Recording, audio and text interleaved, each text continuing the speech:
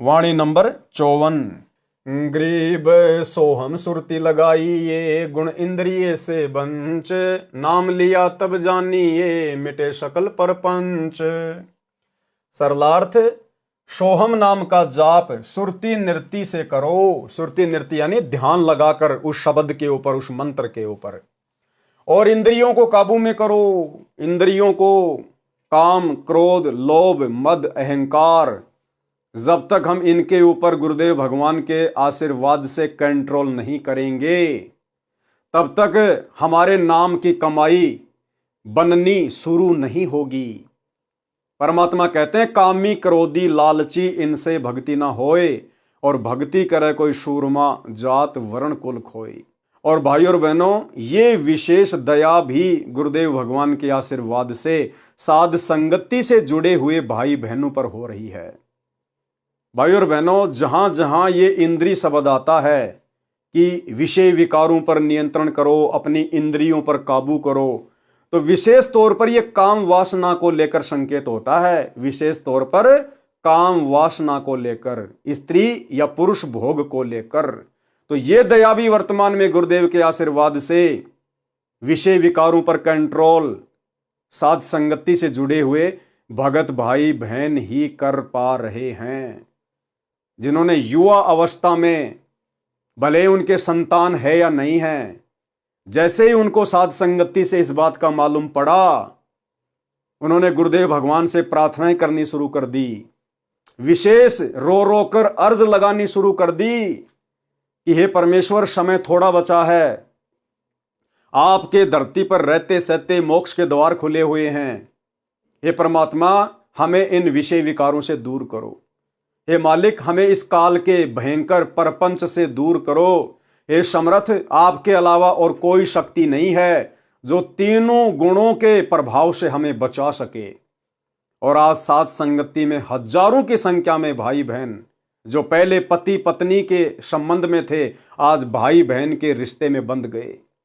ज्ञान को आधार बनाकर कि भाई ये कुकर्म करते हुए तो हमें असंख्य जन्म बीत गए। आज से पहले हमने और किया ही क्या था? ब्याह शादी, धन कमाना, बच्चे पैदा करना, दुनिया भर की बकवाद करना। आज से पहले हमने और किया ही क्या था? पशु योनि में थे तब भी हमने यही कुकर्म किए, मनुष्य जन्म प्राप्त किए तो भी हमने यही दुनिया भर के कुकर्म किए। अरे जब उन जन्मों में और पशु योनियों में हमारी इन विषय विकारों को लेकर उत्तृप्ति नहीं हो पाई, तो भला इस कलयुग की पिछली पीढ़ी में 60-70 साल की उम्र में क्या हमारी संतुष्टि हो जाएगी? और अब तो हमने भगवान प्राप्त करना है, और भगवान की प्राप्ति इन विषय विकारों से दूर होकर ही की जा सकती है। तो ज्ञान को आधार बनाकर सतगुरु के विशेष आशीर्वाद से, क्योंकि भाई गुरु की रजा के बिना आप जी कोई एक छोटा सा विकार भी नहीं त्याग सकते, आप एक बीड़ी पीना भी नहीं त्याग सकते गुरु की विशेष रजा के बिना। ये विषय विकार तो बहुत लंबी चौड़ी राम कहानी है। ब्रह्मा विष्णु महेश भी इस जाल से बाहर नहीं निकल पाए, लेकिन आज सतगुरुदेव भगवान के आशीर्वाद से और मर्यादित भक्ति से साध संगति से जुड़े हुए हजारों भगत भाई बहनों पर यह दया हो रही है। जिनकी नई नई रमणियां हुई हैं, जिनकी आयु अभी 25 या 30 वर्ष है, जिनके अभी कोई संतान ही नहीं है, उन्होंने भी ज्ञान आधार से भाई बहन के रिश्ते कायम कर लिए कि भैया आज से पहले जितने कुकर्म कर लिए अनजाने में कर लिए, और अब हमने अपना कौन सा यहां पर वंश चलाना है, हमने कौन सा यहां अपना कुल चलाना है। अरे वंश यहां पर रावण का नहीं चल पाया, 1 लाख पूत 1.25 लाख नाती, उस रावण के आज दीवाना बाती। और यदि हमने कुल वंश यदि हमने चला भी दिया तो हम उनको क्या दे के जाएंगे? गधे कुत्ते सुअर बनने के अलावा। क्योंकि मोक्ष तो जब तक गुरु धरती पर है तब तक ही हो पाएगा। तो मान लो आपने शादी भी कर ली, आपने 2 बच्चे भी आपने पैदा कर लिए, चलो ठीक है, आपके बच्चों का तो मोक्ष हो जाएगा, क्योंकि उस समय तक तो गुरुदेव भगवान धरती पर हैं, वो नाम दीक्षा ले लेंगे। और यदि आजीवन मर्यादा में रहे गुरुदेव के सतलोक जानने के बाद, तो हो सकता है उनका तो मोक्ष हो जाएगा। लेकिन उनकी जो संतानें होंगी, जो वंश आपने चला दिया, उनका तो मोक्ष नहीं हो पाएगा। उनको तो फिर से 84 लाख योनियों के चक्कर में जाना पड़ेगा। तो आपने वंश चलाकर भी आत्माओं को काल के जाल में ही फांस दिया। इसलिए ज्ञान को आधार बनाकर भगत भाई बहनों ने ये डिसीजन ले लिए हैं, क्योंकि समय थोड़ा है। और भाई और बहनों, ये डिसीजन सभी को लेना पड़ेगा यदि मोक्ष करवाना है तो क्या कह रहे हैं परमेश्वर? सोहम नाम का जाप सुरती नृत्य से करो और इंद्रियों को काबू में रखो। नाम दीक्षा लेकर सुमरण करने वाले को उस समय लाभ होगा।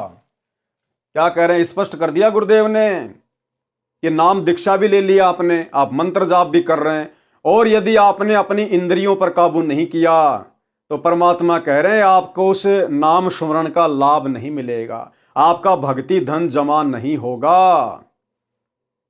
भाई और बहनों, इसीलिए परमात्मा कहते हैं, उनकी अमर वाणी है कि भग भोग्या भग उपजय और भग से बचा ना कोई।